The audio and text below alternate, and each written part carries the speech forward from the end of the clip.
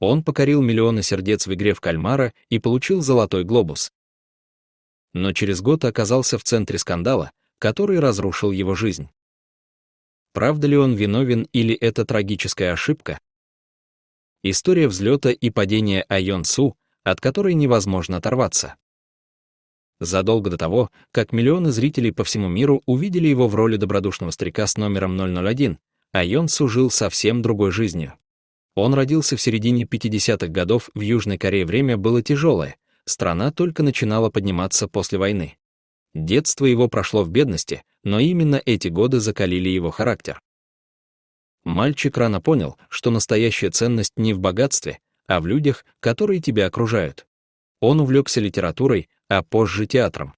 Его первый выход на сцену состоялся еще в школьные годы. И пусть это был всего лишь любительский спектакль, в тот момент Айон Су почувствовал, что нашел свое призвание. В конце 70-х он попал в одну из ведущих театральных труп страны. Там он провел десятилетия, оттачивая мастерство, играя в классических пьесах, исполняя роли, которые знали только ценители сцены. Для миллионов он был никто, но для коллег актер, который отдается профессии целиком, даже если это остается в тени. Он никогда не гнался за богатством или славой. Отказывался от телесериалов, если считал, что сценарий слаб. Жил скромно, предпочитал простую еду, маленькую квартиру и уединенные прогулки. А потом, спустя почти полвека в профессии, мир вдруг обратил на него внимание. К концу 90-х годов Айон Су был ветераном театральных подмостков. Его имя знали в культурных кругах, но за пределами театров почти никто.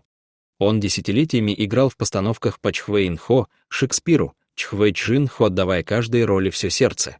Для него сцена была не просто работой, а местом, где он мог прожить десятки жизней. Иногда его приглашали на второстепенные роли в кино и сериалах. Он появлялся в фильмах исторического жанра, в дорамах, но всегда на заднем плане. Режиссеры ценили его за дисциплину, зрители за правдоподобность, но его лицо так и не стало узнаваемым. Все изменилось в начале 2021 года, когда на горизонте появился сценарий «Игра в кальмара». Роль старика Аиль-Нама казалась маленькой, но он прочитал текст и почувствовал, что это его шанс сыграть не просто персонажа, а целую человеческую историю. Съемки шли быстро, а он работал так, как будто это его последний проект. И когда сериал вышел на платформе Netflix, произошло невероятное. Миллионы людей по всему миру влюбились в образ добродушного, но загадочного старика с теплой улыбкой. Его имя Айон Су за считанные недели стало известно от Сеула до Нью-Йорка. Он получил «Золотой глобус», первый в истории корейский актер, удостоенный такой награды.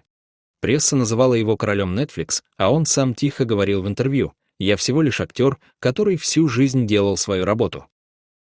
В эпоху, когда звезды гонятся за подписчиками, выставляют на показ каждую деталь своей жизни и соревнуются в громких заголовках, Айон Су был полной противоположностью.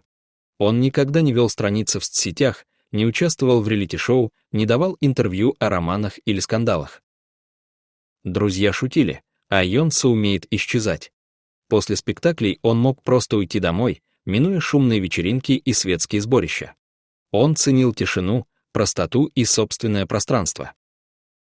Его личная жизнь всегда была загадкой. Он однажды признался, что живет как монах без роскоши, без дорогих автомобилей, без охраны.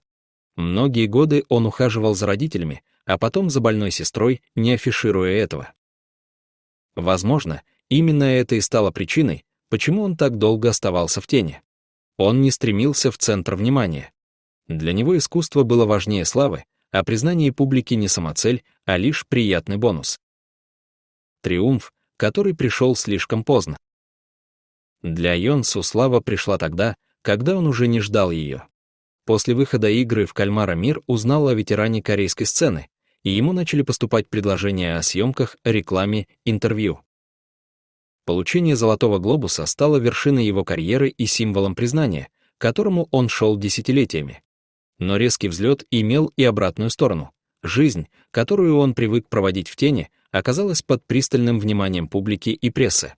Каждый его шаг начали обсуждать, каждое слово разбирать на цитаты.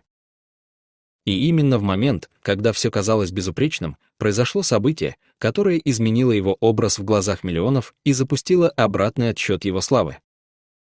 Все началось неожиданно. В конце 2022 года в новостях появилась шокирующая заметка. Актера Айон Су обвинили в непристойных действиях по отношению к женщине. Подробности были туманны, но сама новость взорвала корейские медиа. Для многих это стало невозможным, ведь перед ними был тот самый добрый, мудрый старик из «Игры в кальмара», которого они полюбили. Как человек с такой мягкой улыбкой мог оказаться в центре подобного обвинения? Следом начали всплывать первые версии. По словам женщины, инцидент произошел несколькими годами ранее, еще до всемирной славы актера. Она утверждала, что долго молчала, но решила рассказать свою историю, когда увидела, как весь мир восхищается человеком, которого она считает виновным. Айон Су сразу отверг обвинение. Он заявил, что лишь показал дорогу и никакого неподобающего поведения не было. Несмотря на это, расследование продолжилось, а имя актера перестало быть безупречным. Контракты начали замораживаться, рекламные проекты отменяться. Телевидение, которое еще недавно наперебой звало его в эфир, внезапно перестало звонить. Его образ дедушки нации трещал по швам. Новость о скандале ударила по зрителям, как гром среди ясного неба. Социальные сети наполнились обсуждениями, и в комментариях царила поляризация. Но настоящим ударом стало то, что публика разделилась. Одни продолжали верить в его невиновность, другие говорили: «Мы не можем смотреть на него так же, как раньше». В театральных кругах коллеги высказывались осторожно. Кто-то защищал его, напоминая, что он десятилетиями был примером профессионализма. Кто-то, наоборот, говорил, что никогда не стоит идеализировать людей только из-за их таланта. Для самого Айон Су все это стало испытанием. Он продолжал утверждать, что невиновен, но понимал, даже если правда на его стороне, вернуть прежний безупречный образ будет почти невозможно. После обвинений и остановки почти всех проектов Айон Су оказался на перекрестке своей жизни. Для актера, который ждал признания десятилетиями, а потом потерял его в одно мгновение, это был самый трудный период. Внешне он продолжал держаться спокойно, но близкие говорили, что он стал еще более замкнутым. Он почти перестал появляться на публике, избегал интервью и сосредоточился на разбирательстве по делу. Его адвокаты настаивали на его невиновности, а сам актер верил, что сможет очистить свое имя. Однако индустрия жестока к тем, чья репутация оказалась под сомнением. Даже если суд оправдает его, путь обратно к прежней популярности будет долгим и трудным. Рекламодатели вряд ли рискнут снова ставить его лицо на плакаты, а крупные телепроекты могут опасаться негативной реакции зрителей. Тем не менее, у него остаются верные поклонники, которые готовы поддерживать его до конца. Для них он все тот же актер, который когда-то подарил миру одну из самых трогательных ролей в современной истории телевидения. Возможно, он вернется в театр туда, где все началось, и где его ценят за талант, а не за скандалы. А может, исчезнет из медийного пространства навсегда, оставив после себя противоречивое, но яркое наследие.